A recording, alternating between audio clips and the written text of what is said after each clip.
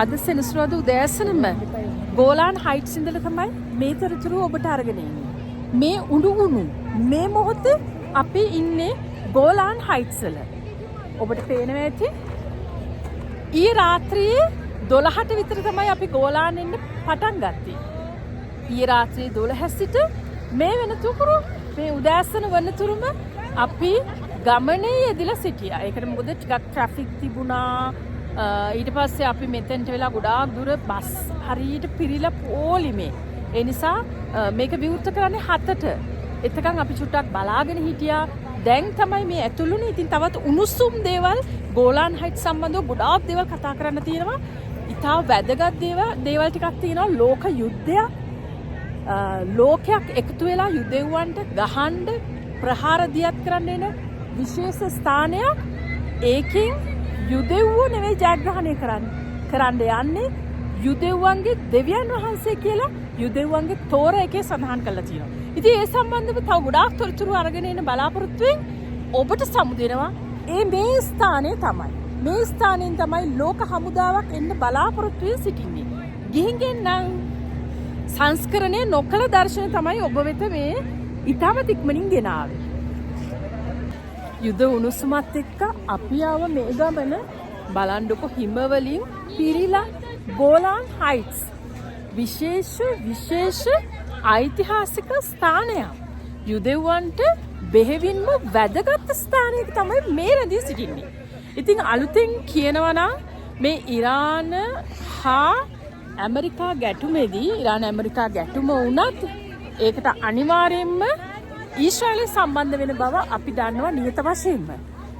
මේ වෙන විට උණුසුම්ම කතා බහ වෙන දෙයක් තමයි දැන් බොහෝ රටවල් ගුවන් සම්බන්ධතා දැනට විසන්ධි කරලා තියෙනවලු. ඒ වගේම යුද නාවික සියලුම යාත්‍රා ඉරානයට කිට්ටු වෙමින් පවතිනවා. ඉතින් සියලුම දේ උණුසුම් වෙනවා. දවසින් දවස මොහොතින් මොහොත උණුසුම් වෙන වෙලාවක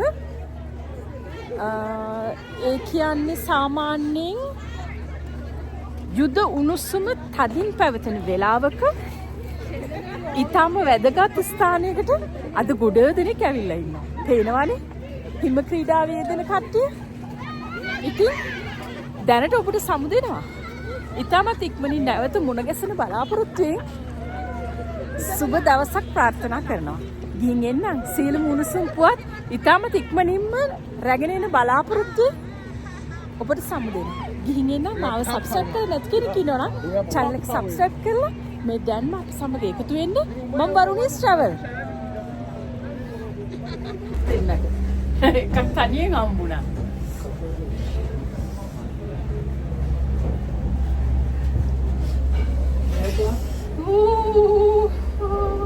සීතලයි හොඳටම ගැහෙනවා. දැන් අපි යන්නේ ගෝලාන් හයිට්ස් ඉහළටම කඳු මුදුනට 1967 6 දින යුද්ධයේදී සිරියාවෙන් ආක්‍රමණය කරන්න ඇවිල්ලා ඊශ්‍රායලය අත්පත් කරගත්ත ගෝලාන් හයිට්. ඕන අපි යනවා ගෝලාන්. ඉහළටම යනවා. යුද උණුසුම ඔන්න මෙන්න තීද්දි මෙන්න අපි කඳුකරේ ගෝලාන් හයිට් මුදුනට ඓතිහාසික ස්ථානයක්.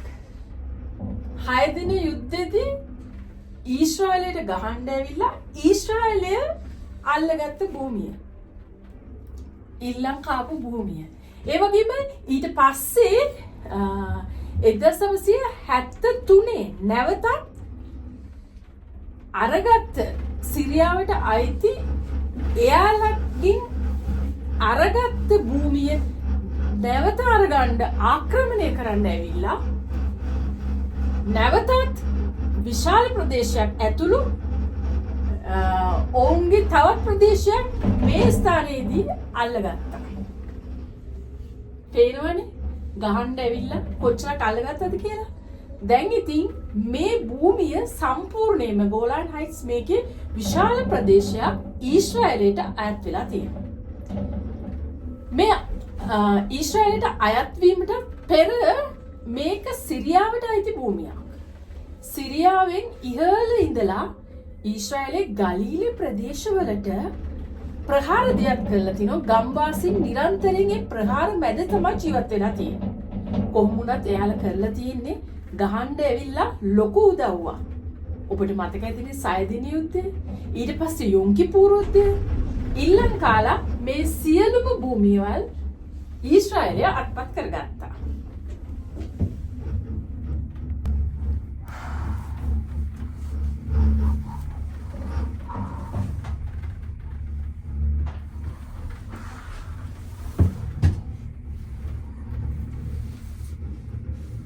මෙන්න දැන් අපි ගමන් කරන්නේ මේක උඩින් කඳු මුදුනට.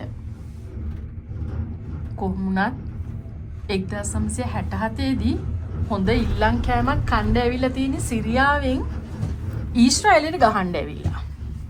ගෝලන් හයිට්ස් කියන්නේ යුදෙව්වන්ට ඉතාම වැදගත් ස්ථානයක් ඊශ්‍රායලයේ උස්සම භූමියක්.